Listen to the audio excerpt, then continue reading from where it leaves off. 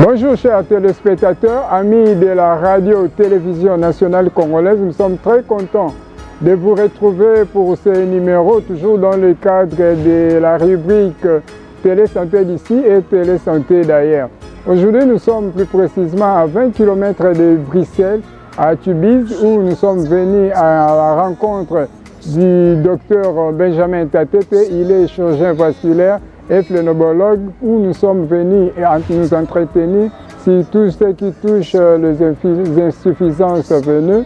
Nous allons en parler, nous allons en discuter. Vous savez, il y a un grand phénomène à Kinshasa où beaucoup de gens pensent que le plaies qui se trouve dans nos pieds, ce sont de mauvais sorts. Et on interprète ça de plusieurs manières. Alors que ici, la réalité, que ce sont des maladies normales qu'on peut soigner.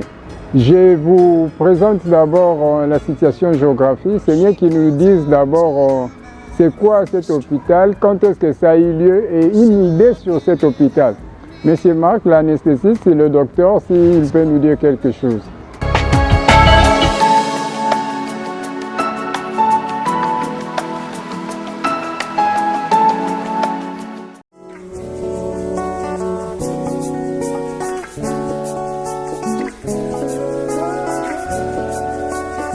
L'hôpital de Tubize fait en fait partie d'un groupe hospitalier qui est le groupe des hôpitaux de Jolimont et qui comprend donc 6 hôpitaux, plusieurs maisons de retraite ainsi que des crèches. Mais ce n'est pas les réseaux que les pouvoirs publics sont en train d'installer dans une logique de contrôle des soins de santé, des coûts des soins de santé. Donc c'est tout à fait autre chose. Le réseau, le groupement hospitalier des hôpitaux de Jolimont existe déjà depuis plus de 20 ans. Et nous faisons partie de ce groupe-là donc depuis une bonne quinzaine d'années.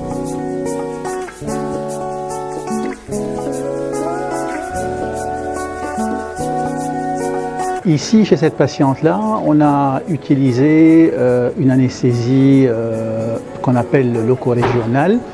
Ça veut dire une anesthésie partielle du bas du corps qui est adaptée à ce type d'intervention en hôpital de jour. C'est une anesthésie avec les produits qu'on emploie qui durent à peu près 2 heures. L'intervention, elle, a une durée d'1 heure à peu près, ce qui fait que les patients et les patientes sont tout à fait confortables quand elles arrivent en salle de réveil pour rester un petit peu chez nous avant de remonter dans leur chambre par la suite.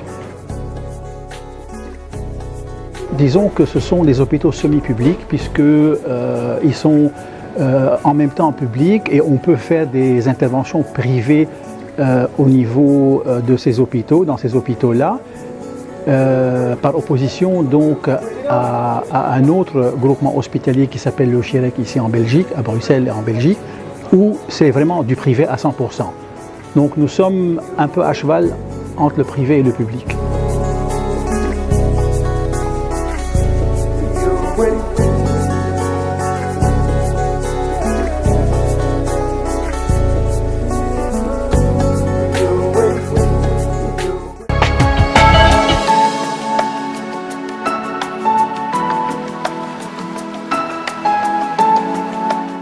Vous avez une idée sur l'historique de cet hôpital avec M. Marc, qui est docteur aussi, qui est anesthésiste. Mais maintenant, là, je vous propose de suivre le docteur Tatete Benjamin, que vous connaissez bien, que j'ai eu l'opportunité de le recevoir plusieurs fois dans mon plateau, où il nous a parlé souvent sur le plaies que nous avons. Et beaucoup de gens interprètent ça, ils font de leur lecture pour dire que ce sont de mauvais sorts et autres. Alors nous avons trouvé ici en Belgique, il y a même de blancs, il y a même d'autres personnes qui en souffrent. Mais ce n'est pas la même lecture que nous faisons au pays. Docteur Tatete va nous expliquer bien sur ces plaies et comment nous allons même assister à une intervention chirurgicale dans cet hôpital où nous avons assisté grâce à la radiofréquence. Nous avons vu comment cela se passe. Et ça, c'est ce genre d'intervention, c'est ce qu'on appelle les interventions mini-invasives. Ce sont des opérations qui ne traînent pas.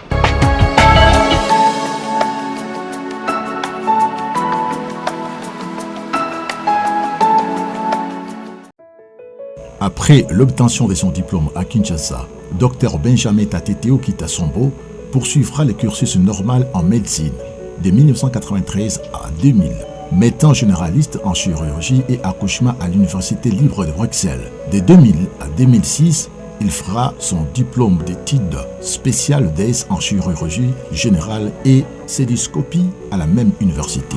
De 2006 à 2012, spécialiste en chirurgie vasculaire à l'hôpital Erasme. En 2016, il obtiendra un diplôme sur les androprothèses aortiques à l'Université de Lille. Le docteur Benjamin a l'expertise au bout des doigts à sa spécialisation. En voici quelques-unes. Candidat spécialiste en chirurgie digestive, célioscopie thoracique et vasculaire à l'hôpital universitaire Bregman à Bruxelles. Candidat spécialiste en chirurgie digestive, célioscopie thoracique et transplantation foie et rein en chirurgie cardiaque et robochirurgie. Assistant aux soins intensifs à l'hôpital universitaire Erasme à Bruxelles. Candidat spécialiste en chirurgie digestive et célioscopie, chirurgie pédiatrique, vasculaire, plastique et orthopédique, néphrologie et endocrinologie à l'université Tivoli, la Louvière. De 2006 à 2008, résident en pathologie junior vasculaire, résident senior en pathologie vasculaire, responsable de la phlébologie de 2008 en 2012 à l'hôpital universitaire Erasme de Bruxelles. Aujourd'hui, Dr Benjamin Tatete Okita-Sombo est reconnu comme chirurgien vasculaire et phlébologue.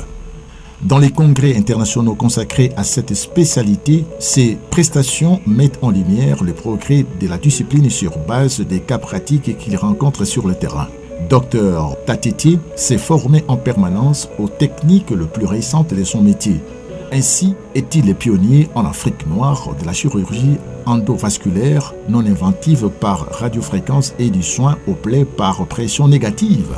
Ces traitements facilitent le processus de guérison rapide et conviennent au suivi ambulatoire à domicile des patients. Il est à souligner que mondialement, 30% de la population souffre d'insuffisance veineuse à des degrés divers. Sa vocation d'être au service de ses semblables est l'une des recommandations de sa défunte mère. Et aujourd'hui, sur fonds propres, en compagnie de sa chère épouse, Madame Violette Tatete, il crée à Kinshasa une structure qui lui tient particulièrement à cœur. Les Tatete Vein Center Medical ONG. Plusieurs prestataires de soins œuvrent dans ces centres, à l'occurrence les différents spécialistes, infirmiers, kinésithérapeutes, diététiciens, ambulanciers, ainsi qu'un staff administratif et logistique dans la commune de Ngiringiri que se trouve cette structure médicale viable. Par des campagnes de prévention, des séminaires, le personnel sensibilise la population sur la problématique des mbassou ou ulcères de Buruli. Et cette entité agit de concert avec une infirmière, passe de porte à porte sous la direction de Madame Violette Tatete, assistante opératoire et infirmière en soins de plaies pour la même cause. Disons aujourd'hui, Tatete Vein Center Medical est une des réponses à Kinshasa à toute question touchant le plaie, dite Mbasso, aux côtés des autres structures médicales du pays. Pour en savoir plus, Michel Kiapamen avait approché le docteur Benjamin Tatete dans le cadre de festivités marquant le 20e anniversaire de l'émission Télésanté d'ici et d'ailleurs.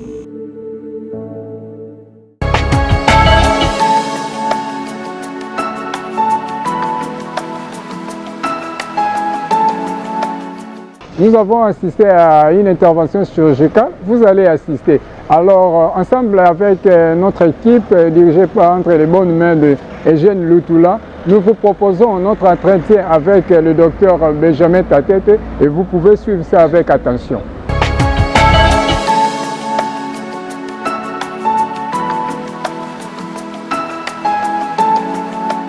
Moi, je suis chirurgien vasculaire et phlébologue en Belgique, donc médecin depuis 20 ans.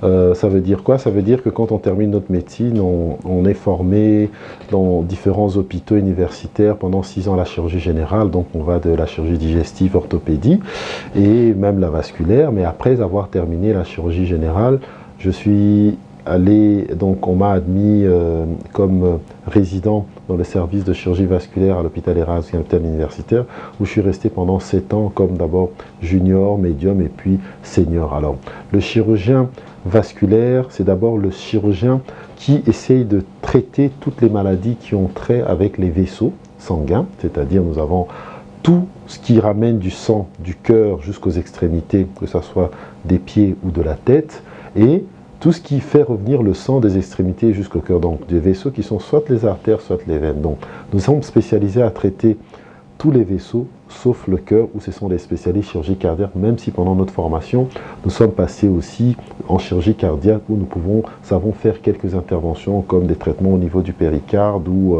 voilà, essayer d'aider à la cannulation. On a appris à le faire, mais réparer tout ce qui est à l'intérieur du cœur, ça demande une spécialité autre. Alors, quand je parle des artères, il y a des artères qui vont jusqu'au niveau du cou, qu'on appelle les artères carotides, dont, quand ça se rétrécit, ça se sténose, le sang n'arrive pas suffisamment au niveau du cerveau, c'est ce qu'on appelle les accidents vasculaires cérébraux ou bien les AVC, qui sont très fréquents chez nous, dont la cause la plus fréquente sont ce qu'on appelle les AVC ischémiques, c'est-à-dire que le cerveau est asphyxié, donc un manque d'oxygénation pendant un certain temps. Il y a plusieurs causes, dont l'athéromatose, dont l'hypertension qui fait qu'il y a une partie du cerveau qui perd cette oxygénation, ou bien il y a surtout, et ça c'est là où un chirurgien vasculaire intervient, parce qu'au niveau des gros vaisseaux qui sont au niveau du cou, qu'on appelle les artères carotides, à leur bifurcation dans la carotide interne, une plaque c'est peut-être lâcher et aller obstruer. Donc nous, le chirurgien vasculaire, on nous fait appel pour venir réparer cette plaque-là. Donc ça, c'est le côté artériel. Et c'est le même principe avec les artères au niveau des membres inférieurs, dont une cause aussi très connue et la complication très connue qui est le diabète. Et une des complications vraiment fatales du diabète, c'est ce qu'on appelle le pied diabétique, ou bien l'infection au niveau d'un ou deux orteils qui envahit tout le pied, qui se nécrose, devient tout noir, parce qu'il y a un manque d'oxygénation, car le diabète, l'athéromatose et tous les autres facteurs de risque ont rétréci les artères qui vont au niveau des membres inférieurs. D'où on fait appel aux chirurgiens vasculaires, et ça je tiens à insister que dans notre pays, nous avons malheureusement une mauvaise manie qui est dès qu'on a un pied diabétique qui arrive, quelqu'un qui a ne fût qu'un orteil, on veut lui couper toute la jambe. Donc je pense qu'avant de couper la jambe de quelqu'un, il faut être sûr que si on ne sait pas réparer le vaisseau. Et pour avoir la réponse à cette question, le médecin, il n'est pas obligé d'être vasculaire, peut demander ce qu'on appelle l'angioscanner. L'angioscanner est réalisé donc quasiment à Kinshasa, tous les grands centres qui ont les scanners savent faire l'angioscanner. Donc c'est vraiment une photo des artères des jambes. Et quand on voit que les 3 artères, donc on appelle les troncs jambiers, qui vont au niveau du pied, il y a moyen de les réparer. Là, on fait appel au chirurgien vasculaire qui procède dans des techniques, comme vous avez vu, nous avons eu à faire à Kinshasa, à TVC Médical, une révascularisation d'un pontage fémoro-péronnier pour empêcher que ce patient qui a déjà une nécrose, qu'on lui retire carrément toute sa jambe. À la limite, on va sacrifier les extrémités, mais on lui gardera son talon. Et ça, c'est très important pour la morbidité de la personne, parce que quelqu'un qui perd sa jambe, le risque, voilà, il décède très rapidement, donc il y a un 25% de risque dans l'année qui suit, et ça, c'est catastrophique. Donc voilà un peu le côté artériel de la chirurgie vasculaire. Maintenant, je vais vous parler du côté qui a fait que on a fait connaissance, M. Michel et moi, donc depuis pratiquement 4 ans ici. C'est la partie phlébologie. Phlébologie, c'est le chirurgien vasculaire qui s'occupe dans la prise en charge des vaisseaux qu'on appelle les veines. Et dans les veines, on a donc le sang. Il y en a partout dans le corps, mais les veines qui posent problème, ce sont les veines des membres inférieurs, parce qu'elles sont tellement nombreuses, et quand ça se dilate, le sang reste en extrémité, et en restant en extrémité, le sang c'est du liquide, mais avec beaucoup de structures à l'intérieur, ça se coagule. Vous voyez, un peu comme quelqu'un coagulé, ça veut dire quoi? Quand vous vous blessez, vous avez le sang qui coule et puis ça s'arrête. Ce coagulat-là, ce caillot-là, ça nous protège. Mais si ça nous protège trop, ça peut abîmer le reste du corps. Alors les gens qui ont des problèmes du retour veineux ont des jambes, ils ont l'impression d'avoir des jambes qui gonflent, ils ont même les jambes qui gonflent, on les voit, il y a la peau de la jambe qui change de couleur, qui devient un peu toute brune, toute noire, et puis qui peuvent même faire ce qu'on appelle des phlébites, donc un caillot, et cette phlébite peut être dangereuse parce qu'on peut développer ce qu'on appelle un érysipèle, donc une hypodermite non nécrosante de la jambe, et ça fait que la personne, si elle guérit, elle va garder une jambe beaucoup plus grosse que l'autre. Attention, elle n'est pas complètement guérie parce que ça peut reprendre ou récidiver. Raison pour laquelle il faut identifier ce problème très vite. Et ça, tous les médecins savent faire le diagnostic, où on fait que la clinique, et on se base aussi d'un examen qu'on appelle l'écho-Doppler, que nous avons à Kinshasa aussi, y compris à TVC. Je leur ai appris comment maîtriser cette technique d'échographie. On va voir tous les vaisseaux s'ils sont dilatés ou pas. Et si ces vaisseaux sont dilatés, c'est ce qu'on appelle les vaisseaux du réseau superficiel, il faut les enlever. Et comme vous venez de voir dans l'intervention, ça c'est la technique par radiofréquence, mais il y a plusieurs techniques pour le faire. Donc voilà un peu le métier du chirurgien vasculaire et phlébologue. Les malades qui reviennent souvent, ce sont des malades, surtout dont l'insuffisance veineuse qui est la plus chronique, que ce soit au niveau de Kinshasa, mais même ici en Europe. Mais les patients artéritiques, c'est-à-dire qui ont des problèmes au niveau des artères, ils existent partout. La même maladie qui bouche les artères des jambes, c'est ça qui bouche les artères du cœur. C'est ça qui font, ce sont des patients aussi coronaropathes, comme on dit. Les patients qui font des AVC sont des patients qui sont à risque aussi d'avoir des artères bouchées. Donc, logiquement, un patient qui a fait un AVC doit être suivi par un chirurgien vasculaire qui va faire un bilan de toutes ses artères pour prévenir tout le reste. Un patient qui fait un AVC, donc il a une petite paralysie, comme ça, qui récupère, dites-vous que non, si ça bouchait les artères de la tête, ça peut boucher les artères du cœur. Dans le bilan, on fait des écho-cœurs pour voir aussi le cardiologue, et doit aussi voir un bilan au niveau de ses jambes pour empêcher un jour qu'il ait aussi un problème au niveau de ses jambes. Ça, c'est le patient artéritique. Donc il y a beaucoup au Congo, des fumeurs qui mangent gras. Alors le patient veineux, c'est le patient où on a apporté l'expertise à Kinshasa d'abord dans ce qui concerne l'insuffisance veineuse, parce que je tiens à vous dire, c'est que parmi les plaies chroniques des membres inférieurs, 70%, donc 7 personnes sur 10, ont une origine vasculaire. Donc ce n'est pas l'infection, ce n'est pas le diabète, ce n'est pas... Tout ça, ça existe, mais ça vient après.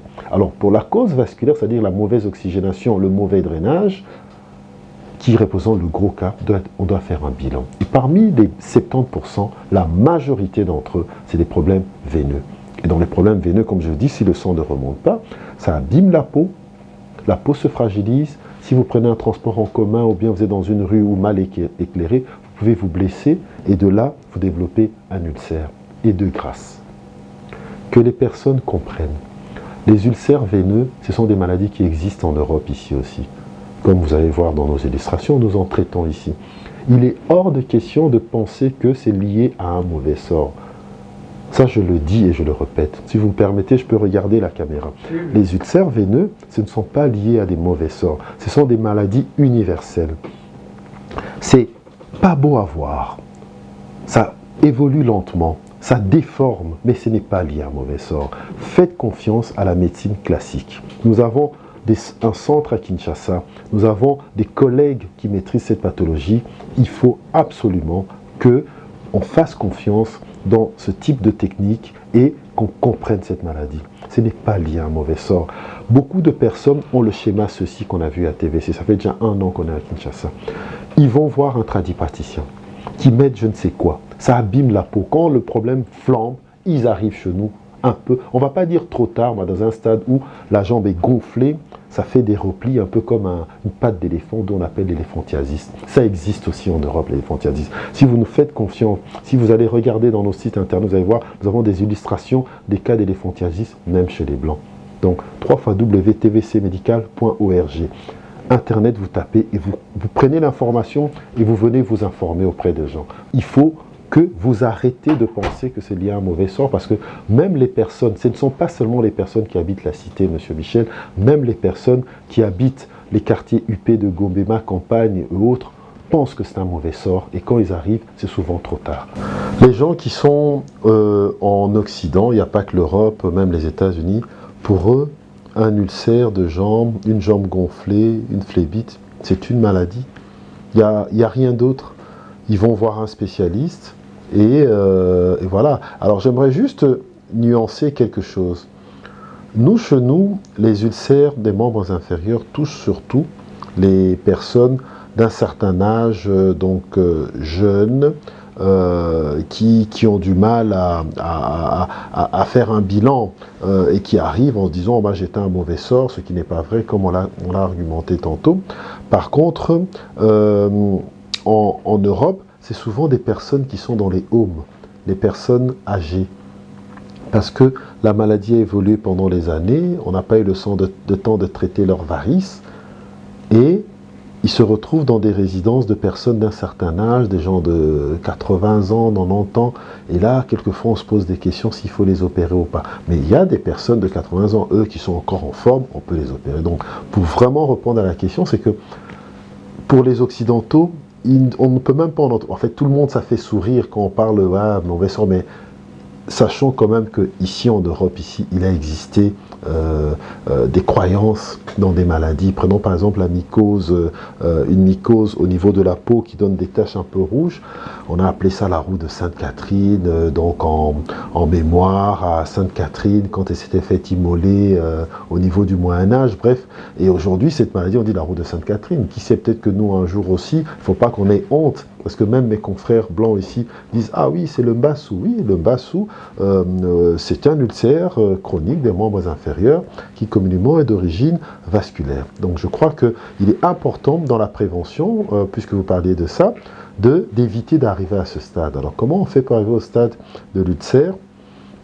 Sachant que 60 à 65% des gens qui ont des ulcères des jambes, si vous regardez leur histoire, ils ont à un moment de leur vie développé des varices. Ils se sont plaints d'avoir les jambes qui gonflent, ils se sont plaints d'avoir des lourdeurs de jambes, et personne n'a prêté attention s'ils ont vu des médecins, et eux-mêmes n'ont pas fait attention d'aller consulter. Ils ont trouvé ça tout à fait normal, la nuit, de ne pas pouvoir dormir, de se retourner sur leur lit. Or, si ces 60 à 65 personnes avaient déjà été traitées dans cette période, comme nous le faisons ici en Inde, vous avez vu aujourd'hui, on a 6 cas qu'on opère, ce sont 6 personnes qui n'ont pas d'ulcère, sauf l'autre qui a l'ulcère. Et ces 6 personnes qui n'ont pas d'ulcère sont symptomatiques comme tous les malades, et nous allons les traiter maintenant, je peux vous garantir, on réduit vraiment à néant le risque de faire des ulcères d'origine vasculaire. Donc voilà, c'est ça qu'on peut dire. La première prévention pour éviter les ulcères ou le mbassou, c'est de traiter l'insuffisance veineuse. Pour traiter l'insuffisance veineuse, c'est la prévention qui peut être identifier le problème à temps. Si ce sont des grosses veines, on peut déjà les refermer ou les retirer. Et si ce ne sont pas des grosses veines, c'est juste des plaintes comme ça, conseiller le malade à pratiquer l'activité sportive. Parce qu'il y a une prédisposition aussi à développer cette insuffisance veineuse. C'est d'abord, la première cause, c'est l'hérédité. Ça, on ne peut pas changer. Il y a des familles. Il y a la prise de poids, ça joue aussi. Donc, faire un effort, comme toujours, perdre du poids, beaucoup marcher pour développer les muscles des cuisses et des mollets, ça évite que vos veines ne s'abîment trop vite. Mais quand elles sont abîmées, c'est l'anatomie, il faut l'enlever. C'est comme quand on a une mauvaise coiffure, on ne va pas attendre un jour qu'on se réveillera, la coiffure sera belle, il faut aller chez le coiffeur et se coiffer. C'est la même chose avec les veines. Quand elles sont abîmées, l'anatomie, le corps humain fait demande, non, il faut essayer de les écarter du circuit pour que ça ne s'abîme pas. Voilà un peu raison pour laquelle nous, on est revenu au Congo en 2015, quand on s'était croisé la première fois au congrès de l'AFMED, où on a présenté la problématique de l'insuffisance veineuse, et puis on a vu qu'il y avait une demande, et nous allions de temps en temps, et ça je les remercie à travers vous, des centres comme SES Médecins de Nuit ou bien Galema Center, qui ont accepté avec le matériel qu'on avait emmené d'opérer quelques malades, mais c'était trop peu, parce que le gros du patient, Kinshasa, c'est à 15 millions d'habitants, il y a 25% de la population qui souffre de l'insuffisance veineuse, 25%. Donc c'est un fléau, c'est-à-dire que sur 100 personnes à Kinshasa, dans une zone bien précise, dans une rue, il y a 25 de ces personnes-là qui ont des problèmes de veines et qui, si on ne fait rien, un jour peuvent développer des problèmes d'insuffisance veineuse avec des ulcères dans du mbassou. Donc ce n'est pas une fatalité. Maintenant qu'on en parle avec les médias, Internet, et que les personnes connues des médias, de la télé, de la musique souffrent de ça, on commence à le globaliser, mais ça a toujours existé. Donc, parmi ces 25% de la population, on prend déjà la ville de Kinshasa, on ne peut pas les faire de façon disparate. Il a fallu pour nous de trouver un endroit où s'installer. La première chose, je vais dire d'abord, on devrait rendre hommage bientôt, voilà, le 19 février, ça va faire quasiment 9 ans que ma défunte maman est décédée. Et paix à son âme, avant de mourir, parce qu'elle avait un cancer, donc maman Tomondja, et m'avait fait comprendre, elle a dit, papa, c'est bien beau, tu es ici, aux Anapoto, tu fais plein de choses, mais Kobo Sanesiko-Wutate, ne pas oublier le pays de tes ancêtres. Parce qu'elle avait compris qu'il y avait un certain potentiel en nous. Et donc ce qui fait que quasi 4 à 5 ans après sa mort, je suis reparti au Congo et j'ai voulu, parce que je lui avais promis de le faire, c'était quasiment son testament, de faire de la médecine pour aider notre population. Évidemment, ce n'est pas du bénévolat, parce que comme vous avez vu ici, c'est un travail, j'ai des contraintes ici, donc je dois m'arranger avec les horaires qui en Europe pour revenir. Donc je suis revenu au Congo après 23 ans. Alors on a créé le centre d'abord à Gombe, où c'était vraiment un très petit centre où on faisait des diagnostics et des petits cas. Mais le problème, c'est que le patient qui a un BASSO, 2 ans, 5 ans qui souffre avec ça, les soins, il faut les faire régulièrement, il faut trouver un endroit. Il y a certains, même quand ils arrivent, ils n'ont pas que la plaie. La plaie, c'est la partie visible de l'iceberg. Ils ont d'autres problèmes. Ils ont un diabète, ils peuvent avoir la malaria, le rein ne fonctionne pas bien, donc ils ne sont pas dans un bon état. Il faut trouver un environnement où on peut les garder, les hospitaliers. Donc il faut une clinique, un hôpital. Raison pour laquelle on a eu la chance d'avoir cette clinique désaffectée qu'on appelait Centre Bolingo de Papa Mahalos à Giringiri, que nous louons depuis 1 an et demi. Alors ce centre-là, il y a 31 lits, où il y a une maternité, parce qu'on est à Kinshasa, on ne peut pas faire un centre en pleine cité sans qu'il puisse y avoir ce genre de structure, une pédiatrie, un banque de sang et également de la médecine générale. Mais notre expertise, c'est vraiment la chirurgie. Comme vous avez vu, nous avons 2 salles d'op, donc une salle de vasculaire bien développée et également une salle à côté où on fait tout type de chirurgie. Et pourquoi apporter cette expertise, Monsieur Michel? Parce que je vais vous avouer que ici en Europe, j'utilise 20 à 30% de mon potentiel de chirurgien. J'ai fait 13 années d'études pour être chirurgien, mais je n'utilise que 20 ou 30% parce qu'on est trop nombreux. Il y a trop de médecins et il y a une expertise. Il y a des choses, par exemple, comme par exemple opérer une hernie. Je ne fais quasiment pas en Europe ici parce qu'il y a d'autres médecins qui le font. Or, ce sont des choses que je sais faire. Il y a des choses comme des autres types de chirurgie, je ne le fais pas. Par exemple, faire de la pédiatrie, rarement. Parce que, alors qu'au Congo, quand je rentre au Congo, je redeviens le médecin qu'on m'a formé et ça me permet surtout, parce que ça aussi c'est le but de notre centre qui s'appelle TVC Médical, qui permet de former des médecins. Nous avons au moins 8 à 9 médecins locaux. Parmi eux, on a eu beaucoup de candidats, on essaie un peu de leur apprendre cette façon de travailler, et une vingtaine à trentaine d'infirmiers et infirmières qu'on leur apprend comment manager. Vous avez vu comment les infirmiers, ici j'ai vu que vous êtes allé également à Tournai, vous êtes allé à Lille, voir comment la médecine elle est universelle. Donc on est une école d'apprentissage, et je lance un appel aux universités. Et j'ai eu la chance d'avoir été invité par le doyen de la faculté de médecine, le professeur Mbaki, je remercie de sa confiance. Le professeur Kambe, voilà, je remercie de sa confiance et qui a toujours eu une oreille attentive à nous les jeunes qui venons apporter cette expertise. Nous sommes prêts, moi je suis disponible à TVC Médical, j'ai déjà fait 6 revascularisations pour sauver des membres. Ce sont des techniques, il ne faut pas prendre l'avion, aller à l'autre bout du monde. On peut former des gens qui sont en formation de chirurgie s'il y a un programme et on peut aider nos malades aussi qui souffriraient de ce problème au lieu d'amputer. Donc vous voyez à TVC, c'est la prise en charge des ulcères chroniques de toute origine, artériel veineux, veineux c'est vasculaire, donc c'est le fameux BASSO, artériel associé avec le pied diabétique. Nous sommes aussi un centre d'expertise de pied diabétique. C'est-à-dire que j'ai régulièrement des confrères qui viennent de partout pour venir donner des formations et des cours, aider les gens à identifier quand on voit un pied diabétique. Il ne faut pas se précipiter à aller complètement amputer quelqu'un parce que personne d'entre nous ne va accepter de sortir du jour au lendemain sans son talon, ne plus pouvoir marcher. Alors que si on a un orteil qui est sacrifié, ça on peut le faire. Si vous le permettez, quand on sera à Kinshasa, nous pourrons longuement parler du pied diabétique qui est vraiment un sujet important. Parce que comme beaucoup de gens sont diabétiques et marchent, ils peuvent marcher sur un caillou, ils peuvent marcher sur un clou, il faut qu'ils apprennent à identifier. Et ça, on parlera spécifiquement de ça, si vous permettez, de telle façon que les gens puissent savoir ce que ça veut dire un pied diabétique. C'est quelqu'un qui souffre d'un diabète qui est ignoré, compliqué, et qui se retrouve du jour au lendemain avec un orteil qui est tout noir. Donc voilà un peu pourquoi est-ce que nous avons eu cette intention à TVC Médical. C'est avant tout, ce n'est pas pour gagner de l'argent, c'est tout d'abord dans le cadre d'une fondation, d'un fondation TATT, et nous avons en une année pratiquement créé 70 emplois de personnes qui vivent de ça, médecins, infirmiers, ambulanciers, parce qu'on a également un service d'ambulance. Et je crois que notre service d'ambulance qu'on a ramené, c'est pour... On a été choqués de voir qu'il y a des malades, voire même des membres de nos familles, qui, pour aller faire des scanners dans les grands centres, dans les grands boulevards, m'avait choqué. Et je crois qu'il faut qu'on mette quelqu'un dans des conditions. Et dans notre ambulance, c'est une ambulance qui est abordable à tout le monde. Voilà, c'est vraiment la moitié, le tiers de prix de toutes les ambulances qu'il y a à Kinshasa, parce que le principe, c'est vraiment permettre le transport de malades un peu partout.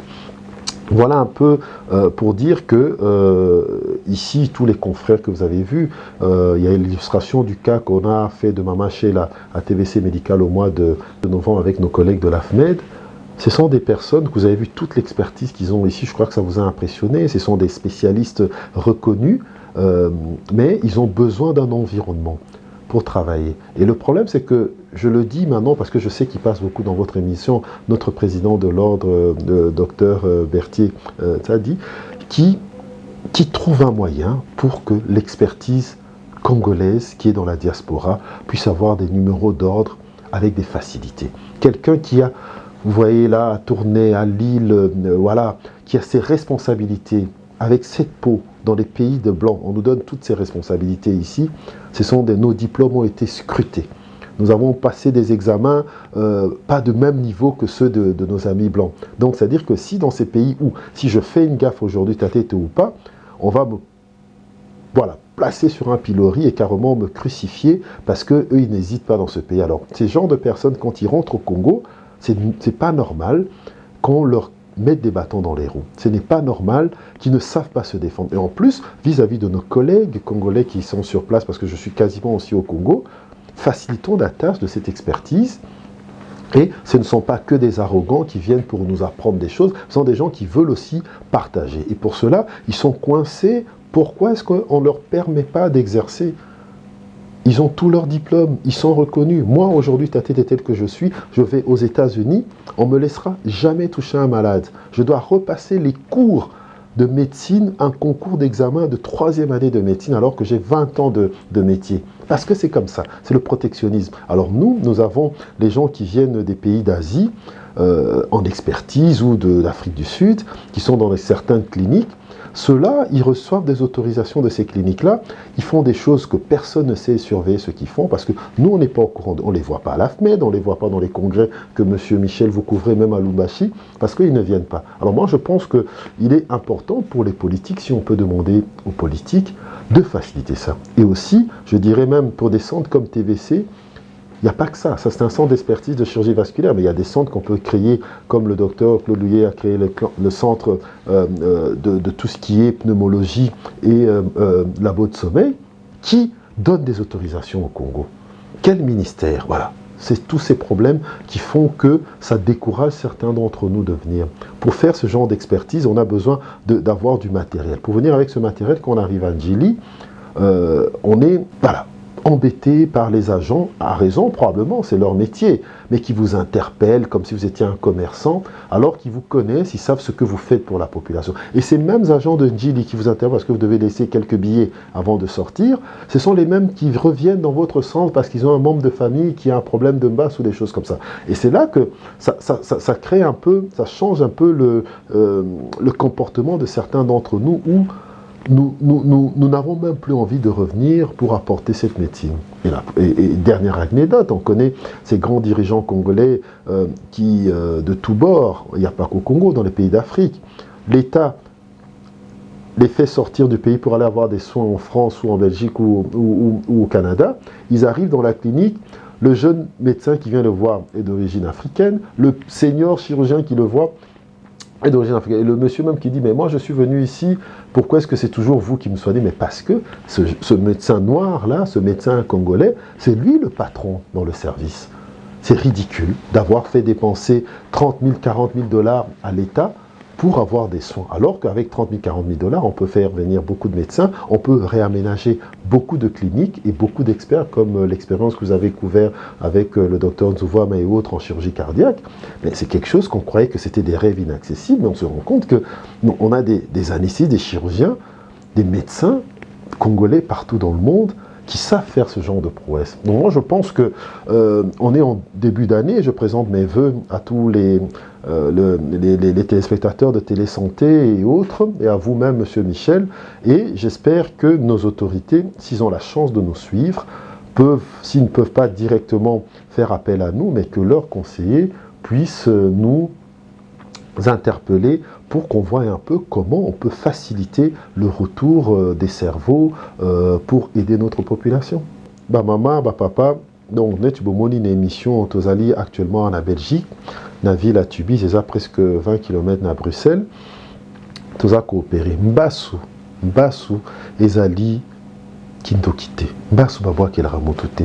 Botala na ba image papa Michel Azola Sabino. Ba mindele makolomi balé. En plus Azolo ba na lopoto que ça fait depuis presque 3 ou 4 ans na la docteur mais na boye ko ya kotala parce que yepe akanisa kineti ekobika kakabwe aza un peu découragé. Mbassou babwa qui la ramotote.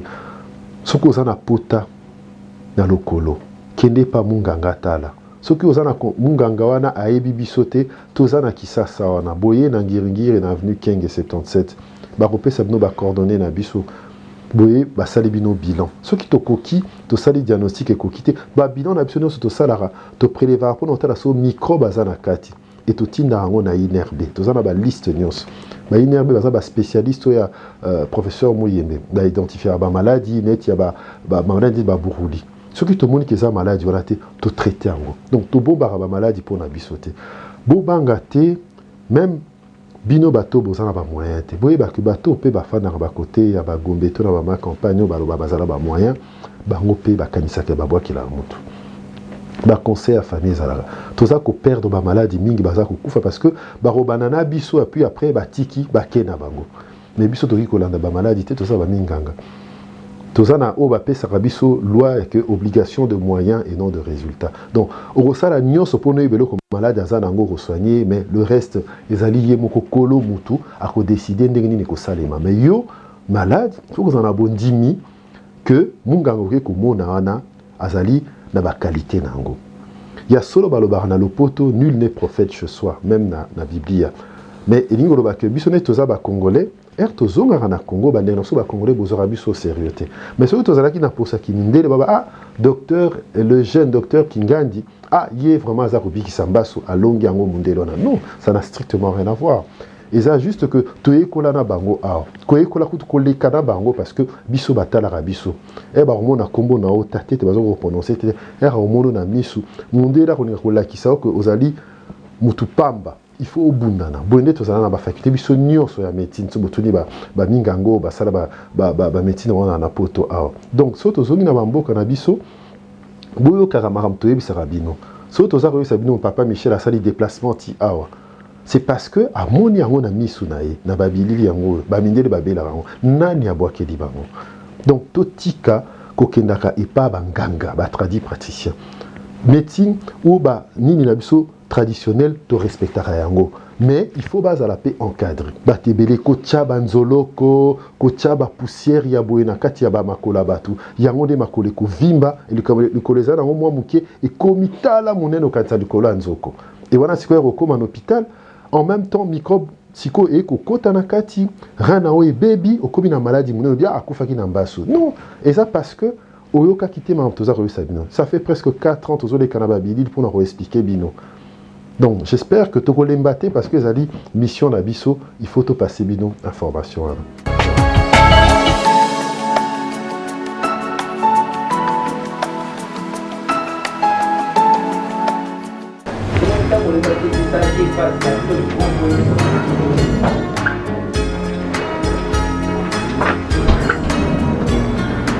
Voilà, qui commence bien, finit bien. Nous sommes arrivés à la fin de cette émission. Vous avez aimé, nous étions en contact avec Dr Benjamin Tatete qui nous a expliqué même les difficultés qu'ils rencontrent au pays, même quand ils amènent des appareils pour faciliter la population. Et il n'est pas le seul, nous avons trouvé beaucoup de médecins congolais qui évoluent ici, qui prestent ces services ici en Belgique comme en France et dans d'autres pays que nous avons fait les tours.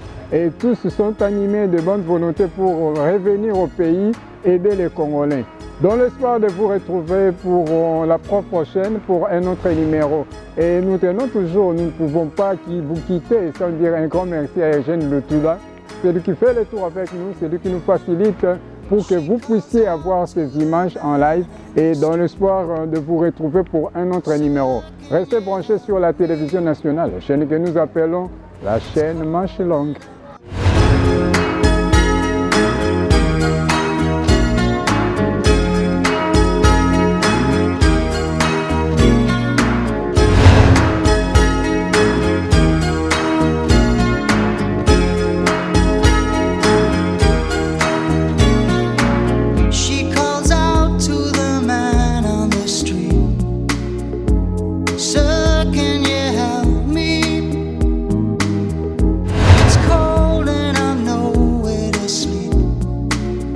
there's some